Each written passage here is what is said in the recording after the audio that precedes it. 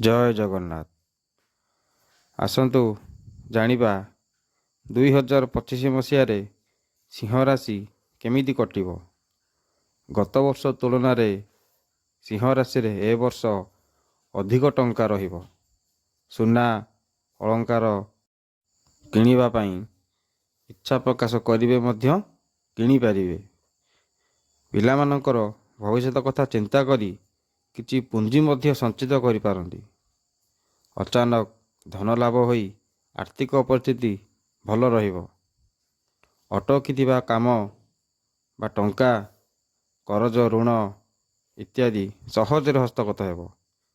ଜାଗା ଜମି, ବାସଗୃହ, ଯାନବାହନ କ୍ରୟ କରିବାର ସୁବିଧା ମଧ୍ୟ ପାଇବେ।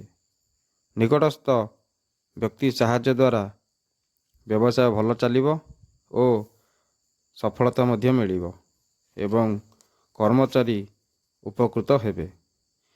ଚିକିତ୍ସକ, ରାସାୟନିକ ଔଷଧ ନିର୍ମାଣ ବିକ୍ରୟ କରୁଥିବା ବ୍ୟକ୍ତିମାନେ ଲାଭବାନ ହେବେ। ରୌପ୍ୟାଦି ଧାତୁ ଦ୍ରବ୍ୟ, କ୍ଷୀର ଜଳ ଦ୍ରବ୍ୟ, ଖାଇବା ତେଲ, ଷ୍ଟେସନାରୀ, ଲୁଗା, କପଡ଼ା, ସୌକିନ ଦ୍ରବ୍ୟ ବ୍ୟବସାୟରେ ପ୍ରବଳ ଲାଭ ହେବ। ଏହି ସଂସ୍ଥାରେ ଥିବା ବ୍ୟକ୍ତିମାନେ ମଧ୍ୟ ଅତ୍ୟଧିକ ଲାଭବାନ ହେବେ। ପରିବାର ସଦସ୍ୟଙ୍କ ସ୍ୱାସ୍ଥ୍ୟ ଲାଭ ରହିବ। ପରିବାରରେ କୌଣସି ବ୍ୟକ୍ତିଙ୍କର ନୂତନ କର୍ମ ନିଯୁକ୍ତି ସୁଯୋଗ ଅଛି ଏବଂ ନିଜେ ମଧ୍ୟ ନୂତନ ନିଯୁକ୍ତି ପାଇବା ସୁଯୋଗ ଅଛି। ଅବିବାହିକ ଯୁବକ ଏବଂ ଯୁବତୀ ବିବାହ କରିବା ସୁଯୋଗ ପାଇବେ। ଜୀବନସାଥୀଙ୍କର ପୂର୍ଣ୍ଣ ସହଯୋଗରେ ବୈବାହିକ ଜୀବନରେ ସମ୍ପର୍କ ମଧୁମୟ ହେବ। କର୍ମକ୍ଷେତ୍ରରେ ଉଚ୍ଚାଧିକାରୀ ଓ ବରିଷ୍ଠ ବ୍ୟକ୍ତିଙ୍କ ସୁସମ୍ପର୍କ ଫଳରେ କର୍ମୋନ୍ନତି ନିଶ୍ଚୟ ହେବ। ଛାତ୍ରଛାତ୍ରୀମାନେ ଉଚ୍ଚଶିକ୍ଷା ଲାଭ ପାଇଁ ପ୍ରସ୍ତୁତି ହେବେ। ରାଜନୀତି କ୍ଷେତ୍ରରେ ସଂଘର୍ଷ ଦ୍ୱାରା ସଫଳତା ମିଳିବ ଓ ଉଚ୍ଚ ପଦବୀ ମିଳିବା ସହ ଜନସମାଜରେ ମାନ ସମ୍ମାନ ମଧ୍ୟ ବୃଦ୍ଧି ହେବ। ସାମ୍ବାଦିକମାନେ ନିଜ କାର୍ଯ୍ୟରେ କୃତିତ୍ୱ ଲାଭ କରିବେ। ପ୍ରେମିକ ପ୍ରେମିକାମାନେ ପ୍ରେମ କ୍ଷେତ୍ରରେ ଉନ୍ନତ କରିବେ। କଳା, ସାହିତ୍ୟ, କ୍ରୀଡ଼ା, ଚଳଚ୍ଚିତ୍ର ଓ ଆନୁଷ୍ଠାନିକ କ୍ଷେତ୍ରରେ ପ୍ରଶଂସା ମିଳିବ।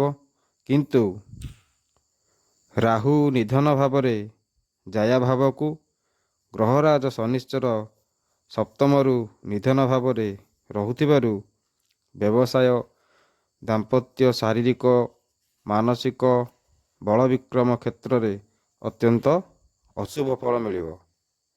ଏହି ଅଶୁଭତ୍ୱକୁ ଖଣ୍ଡନ କରିବା ପାଇଁ ପ୍ରତିକାର ହେଲା ସର୍ବଦା ମୟୂର ଚନ୍ଦ୍ରିକାଟିଏ ପାଖରେ ରଖନ୍ତୁ। ହରିଣ ଚନ୍ଦନ ପ୍ରତ୍ୟେକ ଦିନ ମସ୍ତକରେ ଲଗାନ୍ତୁ। ପ୍ରତ୍ୟେକ ଶନିବାର ଦିନ ନୀଳ ରଙ୍ଗର ରୁମାଲଟିଏ ପାଖରେ ରଖି ଭ୍ରମଣ କରନ୍ତୁ। ପ୍ରତ୍ୟେକ ଶନିବାରରେ ଅଶ୍ୱତ୍ଥ ବୃକ୍ଷ ମୂଳେ ରାଶି ତେଲ ଦୀପ ଜାଳନ୍ତୁ। ପ୍ରତ୍ୟେକ ଦିନ ବୁଲା କୁକୁରକୁ ଖାଇବାକୁ ଦିଅନ୍ତୁ ଏବଂ ପାଣିରେ କିଛି ଅଟା ଚୂନା ମଧ୍ୟ ପକାଇ ଦିଅନ୍ତୁ। ତାହେଲେ ଦେଖିବେ 2025 ମସିହାଟି ବହୁତ ଭଲରେ କଟିବ ଏବଂ ଶୁଭ ଫଳ ମଧ୍ୟ ମିଳିବ। ଜୟ ଜଗନ୍ନାଥ।